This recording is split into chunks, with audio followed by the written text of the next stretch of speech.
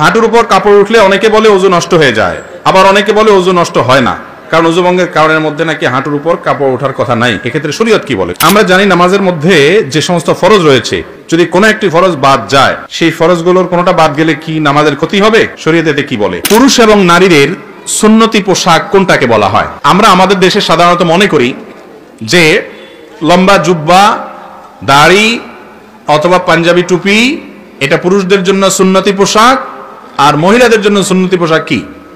Three piece, ওড়না, এরকম এগুলাকে আমরা সুন্নতি পোশাক মনে করি। মূলত পোশাকের ক্ষেত্রে কোরআন এবং হাদিসের মৌলিক নির্দেশনা আছে, সেই নির্দেশনাগুলো মানাই হলো আমাদের কর্তব্য। যেমন পুরুষের জন্য কোরআন এবং হাদিস পোশাকের ক্ষেত্রে যে নীতিমালা দিয়েছে তার প্রথম হলো পুরুষ নারীর সাথে মিল হয়, নারীর পোশাকের সাথে খাপ খায়, সাদৃশ্য হয়, দেখতে একই রকম লাগে, সেই স্টাইল বেশভূষা ধারণ করবে না।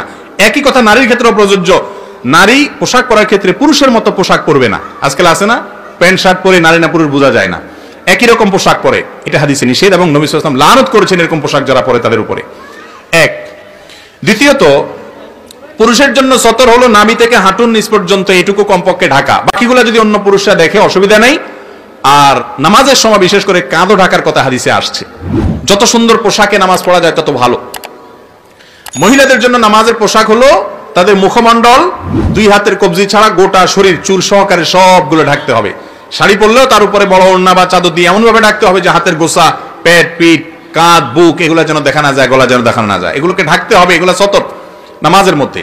আর নামাজের বাইরে পরপুরুষের সামনে আলমারাতু আওরা, নবী সাল্লাল্লাহু আলাইহি ওয়াসাল্লাম বলেছেন নারী আপাদমস্তক নিজেকে ঢেকে ঢুকে রাখবে তার সম্ভ্রম রক্ষার জন্য, তার আত্মসম্মানের জন্য, আত্মমর্যাদার জন্য। তাকে নিয়ে কেউ বাজে চিন্তা করবে, তাকে নিয়ে কেউ মনে মনে কুকল্পনা করবে, সেই সুযোগ দিবে না একজন সম্ভ্রান্ত মুসলমান নারী। সেই জন্য তাকে আল্লাহ তাআলা পর্দার নির্দেশ করেছেন পরপুরুষের সামনে। আর বাসার সাধারণ মহিলাদের সামনে সাধারণ ড্রেসে থাকবেন। এর বাইরে তৃতীয় যে নির্দেশনা আছে সেটা হলো অমুসলিম এবং কাফেরদের ধর্মীয় কোনো নিদর্শন বহন করে এমন কোন পোশাক পরবে না। আজকাল কিছু ধুতির মতো পায়জামা বের হয়েছে, আছে না নাই? যে ধুতির মতো পায়জামা, দেখতে ধুতির মতো লাগে, তাহলে ধুতি এটা একটা ধর্মীয় পোশাক আমাদের হিন্দু ভাইদের, তারা তাদেরটা করছে করুক, কিন্তু একজন মুসলিম হিসেবে আমি তার বেশ ধারণ করতে পারি না, তার সাথে সাদৃশ্য করতে পারি না। আবু দাউদের হাদিসে নবী সাল্লাল্লাহু আলাইহি ওয়াসাল্লাম বলেছেন মান তাশাব্বাহা বিকওমিন ফাহুয়া মিনহুম, যারা যাদের সাথে বেশ ধরে তারা তাদের দলে চলে যায়। তাহলে এটা হলো তৃতীয় মূলনীতি, সেটা নারীর জন্য পুরুষের জন্য। অমুসলিম, কাফের, ফাসিক এমন এক মডেলের বেশভূষা ধরলেন, সেই মডেল যেরকম ক্যাপ পরে আপনি এরকম ক্যাপ পরলেন, তার ভিতর আল্লাহর ভয় নাই, সে ফাসিক। তাহলে সেক্ষেত্রে আপনি পোশাকের ক্ষেত্রে শরিয়ার নীতিমালা লঙ্ঘন করলেন। আপনি মুত্তাকিদের লেবাস পরবেন, নেককাররা সাধারণত যে পোশাক পরে সে পোশাক পরবেন। পাঞ্জাবির ক্ষেত্রে আপনি জুব্বা পরেন অথবা ফানা পরেন। বাংলাদেশের মানুষের ঐতিহ্যের পোশাক হলো মূলত পাঞ্জাবি আর লুঙ্গি। পাঞ্জাবি আর কি ভাই, এই ঐতিহ্য ধরে রাখছে হুজুররা সবচাইতে বেশি। লুঙ্গি হুজুররা তুলনামূলক সবচাইতে বেশি পরে, ঠিক না বেঠিক?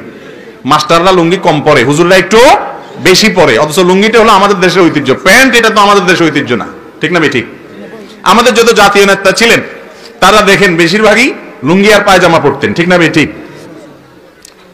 এবং এটা আমাদের দেশের আবহমান কাল থেকে চলে আসা পুরুষদের এই পোশাক, কিন্তু এখন এটা পড়তে আমাদের লজ্জা হয়।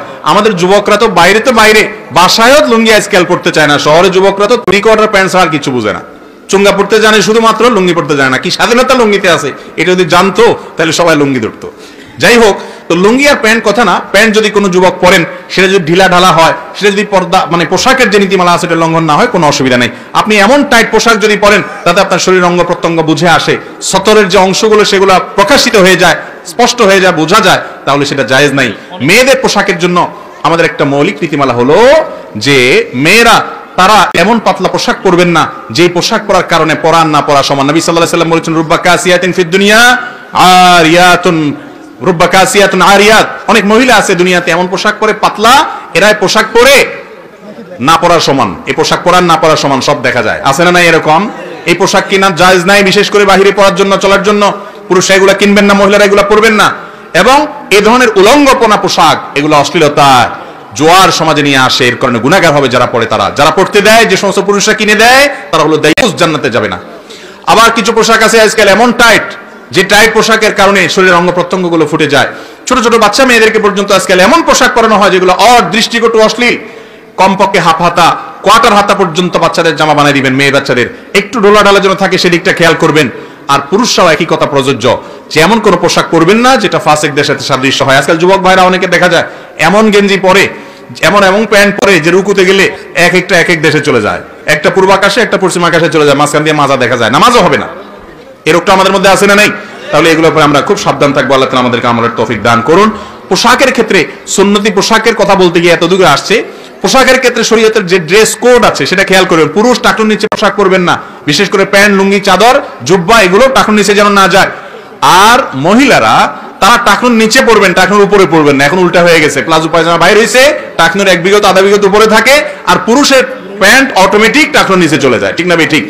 রাসূল সাল্লাল্লাহু আলাইহি ওয়াসাল্লাম যেটা নিষেধ করছেন, ইবলিস ওইটা আমাদেরকে দিয়ে বেশি করায়, কারণ সে জানে আমরা রাসূল সাল্লাল্লাহু আলাইহি ওয়াসাল্লামের কথা শুনলে জান্নাতে চলে যাব। এইজন্য তার সাথে সংগ্রাম করতে হবে। পুরুষ টাকনুর নিচে পোশাক পরবেন না। ম্যাক্সিমাম যুবক এবং পুরুষরা টাকনুর নিচে পোশাক পরেন। নবী সাল্লাল্লাহু আলাইহি ওয়াসাল্লাম বলেছেন যারা এরকম পোশাক পরে তারা জাহান্নামে যাবে, তাদের ওই অংশ জাহান্নামে যাবে। এইজন্য পোশাকের ক্ষেত্রে এই সমস্ত ড্রেস কোড গুলো আমরা মাথায় রাখবো। এগুলো মাথায় রেখে যদি চলেন ইনশাআল্লাহ আপনার পোশাক পরা জায়েজ হবে। এক্ষেত্রে নবী করিম সাল্লাল্লাহু আলাইহি ওয়াসাল্লাম, সাহাবায়ে কেরাম তাদের থেকে টুপি পরার বিষয়টা সাবেত আছে, প্রমাণিত আছে, কিন্তু টুপি পরলে আলাদা সওয়াব হবে কিনা এর আলাদা কোনো ফজিলতের কথা আসছে বলে আমার জানা নাই। তবে পড়ছে তারা, তাদের মহব্বত, রাসূল সাল্লাল্লাহু আলাইহি ওয়াসাল্লামের মহব্বতে পড়লে এটা সওয়াব হবে অবশ্যই, এর বেশি কিছু না। আল্লাহ তাআলা আমাদেরকে বোঝার তৌফিক দান করুন। আমরা জানি নামাজের মধ্যে যে সমস্ত ফরজ রয়েছে, যদি কোনো একটি ফরজ বাদ যায়, সেই ফরজগুলোর কোনোটা বাদ গেলে কি নামাজের ক্ষতি হবে? শরীয়তে কি বলে? নামাজের যে ফরজগুলো আছে, কোনো একটা ফরজ যদি বাদ যায় তাহলে কি দিতে হবে? সিজদা সাহু দিলে নামাজ হবে না? মাশাআল্লাহ, আপনারা তো অনেক মাসালা জানেন। যদি নামাজের কোনো ফরজ ছুটে যায় তাহলে কোনো সিজদা সাহুতে কুলাবে না। ওযু ছুটে গেল নামাজের মধ্যে, শেষে সিজদা সাহু দিয়ে দিলেন, কাজ হবে? আবার পড়তে হবে নামাজ, তারপরে আর পড়া যাবে যাই ওযু করে এসে নামাজ পড়তে হবে। অর্থাৎ কোনো ফরজ ছুটে গেলে ওইটা হবে না, ওইটা পুনরায় আবার আদায় করতে হবে। আর যদি ওয়াজিব ছুটে যায় তাহলে সিজদা সাহু দিলে আদায় হবে। আর সুন্নাত ছুটে গেলে কিছুই করা লাগবে না। নামাজের মধ্যে মোট 3 ধরনের ভুল হয়। কয় ধরনের ভুল হয়? সুন্নাত, ওয়াজিব, ফরজ। সুন্নাত ছুটলে কিছুই করতে হবে না, ওয়াজিব ছুটলে সিজদা সাহু দিতে হবে, আর ফরজ ছুটলে নামাজ হবেই না। এরপরে প্রশ্ন হলো, হাঁটুর উপর কাপড় উঠলে অনেকে বলে ওযু নষ্ট হয়ে যায়, আবার অনেকে বলে ওযু নষ্ট হয় না, কারণ ওযু ভঙ্গের কারণের মধ্যে নাকি হাঁটুর উপর কাপড় ওঠার কথা নাই। এক্ষেত্রে শরীয়ত কি বলে? খুব সুন্দর প্রশ্ন, এবং এই ভুল ধারণাটা আমাদের এই অঞ্চলে একটু বেশি। এই অঞ্চলে মানুষের মধ্যে দেখা যায় যে এই ধরনের ধারণা একটু বেশি। হাঁটুর উপরে কাপড় উঠলে বলে যে ওযু চলে গেছে। আসলে কি যায় না? হাঁটুর উপরে কাপড় ওঠার সাথে ওযু যাওয়ার সম্পর্ক, ওযু যাওয়ার সম্পর্ক কিসের সাথে বলেন তো? ওযু ভঙ্গের সাথে। বায়ু আসলো কিনা, পেশাব পায়খানা আসলো কিনা, ঘুমায় পড়ছেন কিনা, এগুলো ওযু ভঙ্গের কারণ। বেহুশ হয়ে গেলেন কিনা, রক্তপুষ পানি বাইরে হয়ে গলায় পড়ছে কিনা, এগুলো ওযু ভঙ্গের কারণ। ওযু ভঙ্গের কারণ যদি না পাওয়া যায় তাহলে হাঁটুর উপরে কাপড় ওঠার কারণে কি হবে না? ওযু ভাঙবে।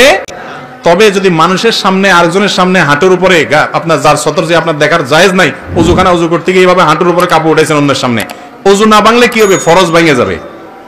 ফরজ ভাঙা বুঝেন কি?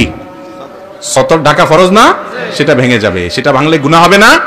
এই জন্য ওইটা বড় গুনাহ হবে। ওযু ভাঙলে তেমন কোনো বিপদ হতো না, ওযু ভাঙলে আবার ওযু করতে অসুবিধা কি? কিন্তু গুনাহ হয়ে যাবে অন্যের সামনে। এই জন্য যাতে অন্যের সামনে হাঁটুর উপরে রান টান এগুলো দেখা না যায়, এই জন্য ওইটাকে ঢেকে ঢুকে রাখবেন। কিন্তু যদি কোনো কারণে উঠে যায় তাতে ওযু ভাঙবে না, ওযু থাকবে।